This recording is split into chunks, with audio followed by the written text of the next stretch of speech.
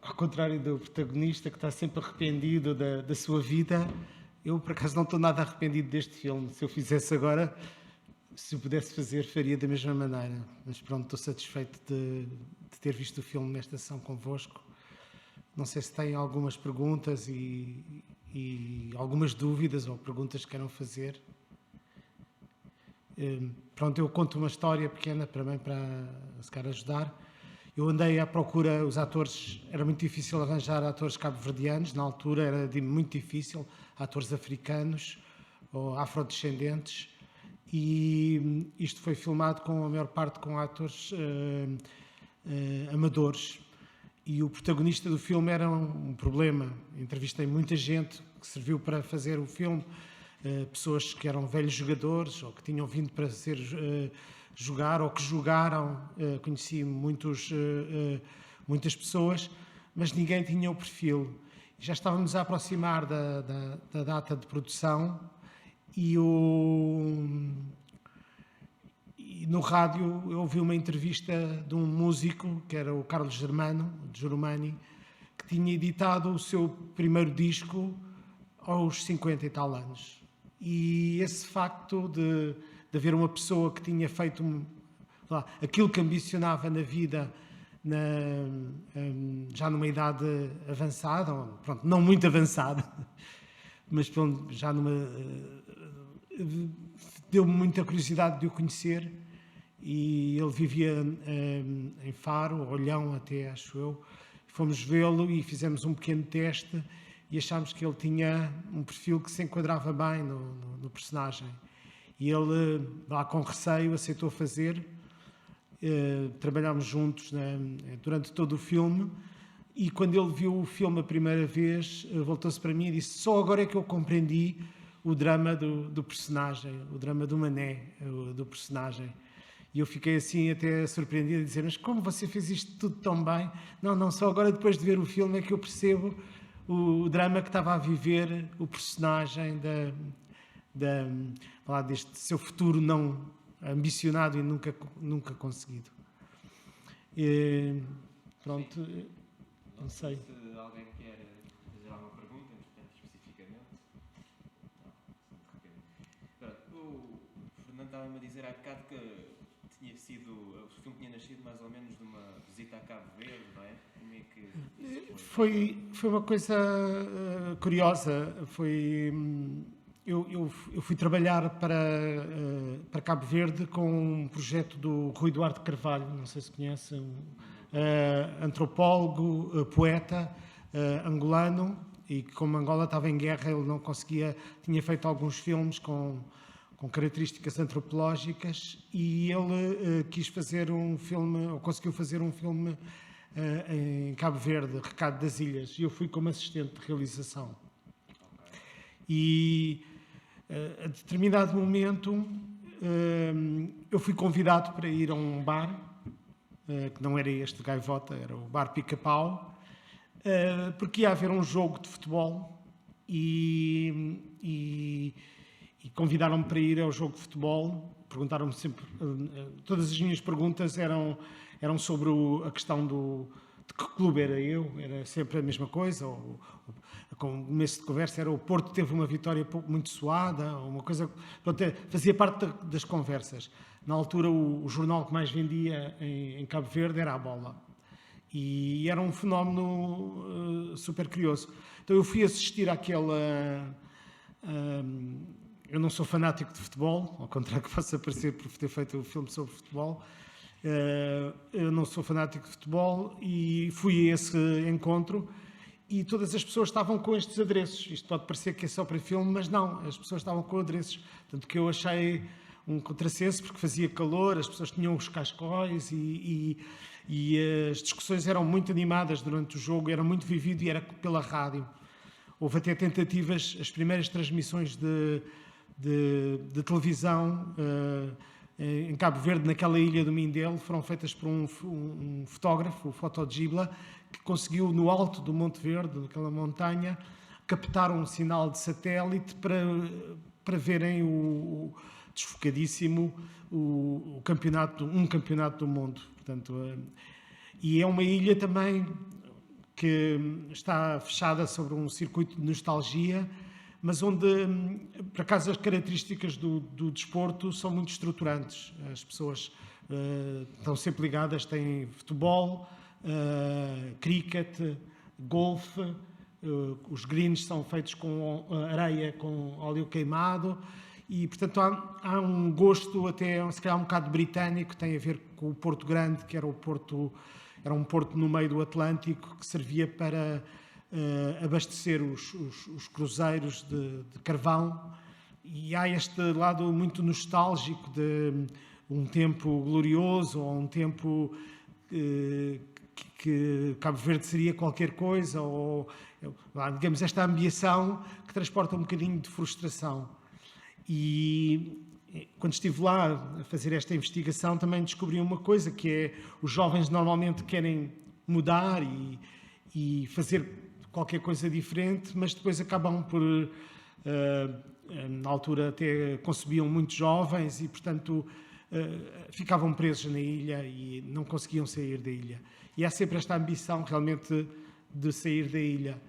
E depois, durante a investigação, eu comecei a perceber que porque é que os cabo-verdianos se interessavam de futebol, apesar desse desportivismo latente porque é que se interessavam por futebol e porque é que se interessavam das coisas ligadas a um desporto na Europa. E grande parte da população, não digo metade, mas 40% da população de Cabo Verde é uma população imigrada. E em Portugal havia um grande foco de imigração, como havia na Holanda e na Alemanha. E comecei a lidar com essa ideia de que o futebol, a proximidade, cria também uma proximidade dos entes queridos que estão nesses países e, de alguma forma, uma projeção sobre uma ideia de que podem estar próximos também dessas pessoas.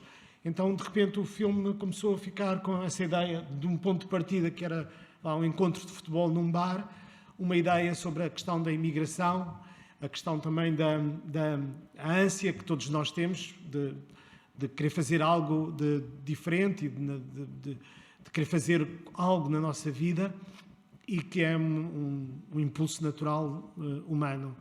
E, portanto, foi assim um pouco que o filme surgiu. É um filme de um contexto, se calhar, muito narrativo, tem uma estrutura de 3 atos clássica, mas não é clássico dentro da sua estrutura, porque quando nós falamos da dramaturgia clássica, o protagonista tem um objetivo para conseguir, e ou consegue ou não consegue. E neste caso, o filme, o objetivo do protagonista já está falhado. Ele não consegue voltar a ir jogar para Portugal e ser treinador do Benfica. Quando eu mostrei este filme a primeira vez ao António da Cunha Teles, que era produtor e que ajudou-me a fazer este filme, com cedência de materiais, ele ficou revoltadíssimo e disse-me: esta história está totalmente ao lado. Esta história, a única história que interessa é a história do rapaz. A história do rapaz é que é interessante. Este homem não vai ganhar nada nesta vida, não vai conseguir nada. Este filme é um filme fracassado. E eu fiquei super desmoralizado. Mas, na realidade, o filme até foi um filme que teve bastante destaque. Passou, na altura, em 98, no Festival de Berlim, e depois circulou bastante pelo mundo, em muitos festivais. Até foi apresentado, uns anos depois, na Coreia do Norte, no festival do Kim Jong-il, que era o anterior ditador na Coreia do Norte. E é um filme que circulou muito e que teve até algum destaque. Os norte-americanos gostaram muito da dramaturgia, que pensaram que era uma dramaturgia muito próxima de personagens do Eugene O'Neill, um dramaturgo americano, um bocadinho que trabalha, se calhar, sobre esta plataforma dos losers, ou ou do fracasso, ou digamos, de não conseguir. E é um bocadinho este o paradigma do filme. Mas na dramaturgia há um volte-face em que sentimos de qualquer forma que a viagem deste protagonista, mesmo não tendo nunca jogado no Benfica, mesmo não tendo ido ao campo de futebol do Benfica, não tendo ido à final, que era o seu propósito, ele conseguiu, de alguma forma, saciar a sua tensão e, de alguma forma, dar a volta por cima. E, nesse aspecto, o filme tem este tom quase de feel-good movie, de esperança, apesar da imagem e das contradições visuais que até o Cabo Verde dá em relação à Europa, ser uma sensação de deserto e de não esperança. Mas pronto. Ok. Não temos muito mais... Não querem saber mais alguma coisa sobre o filme ou assim, alguma dúvida? Eu só quero agradecer por ter coragem de ter feito este filme. E obrigado. Obrigado. Foi muito difícil fazer porque eu tive um apoio de metade de um filme normal na altura. Dividiram o filme para duas longas-metragens e na altura ainda o vídeo e a tecnologia digital não estava desenvolvida e tivemos que fazer em 35mm e isso foi realmente complexo. Pronto, ia dizer então, queria só... Pronto, o tempo não é muito, faz a outra sessão, mas de qualquer maneira queria só dizer duas coisas interessantes nesse aspecto. Pronto. Uma delas, o facto de também ter aqui uma relação importante com Vila Franca, pronto, porque ele filmou cá As Três Mulheres, a segunda temporada, aqui em Vila Franca. Para quem não viu a série, está na RTP Play. Portanto, achei que seria importante também falar sobre isso, embora não tenha nada a ver com o filme.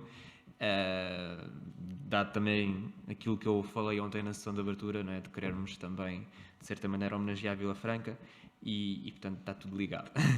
Pronto, queria só então dizer para quem quiser eventualmente comprar o filme, temos à venda ali depois na nossa bilheteira, e outros dois filmes do Fernando Vendrell também, que é o Pelos, não é? E o Aparição. Pronto, portanto, para quem quiser e até eventualmente para assinar, estando eu cá. A Aparição é a adaptação da Aparição do Virgílio Ferreira. É o meu penúltimo filme. Eu tenho outro filme agora para estrear, que é Sombras Brancas, que é uma adaptação do De Profundis Valsa Lenta, do José Cardoso Pires, quando ele teve o AVC e depois regressou do AVC para escrever o livro De Profundis. E é um trabalho diferente. Eu fiz 3 filmes um bocado sobre este ciclo da África. Fiz este filme e depois fiz o Gotejar da Luz em Moçambique, com o guião do Leite Vasconcelos.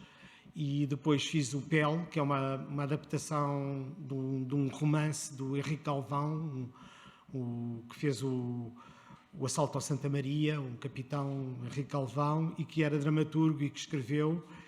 E esses 3 filmes ficaram um bocadinho sobre o problema, questões do pós-colonialismo e da identidade racial e da miscigenação cultural mesmo.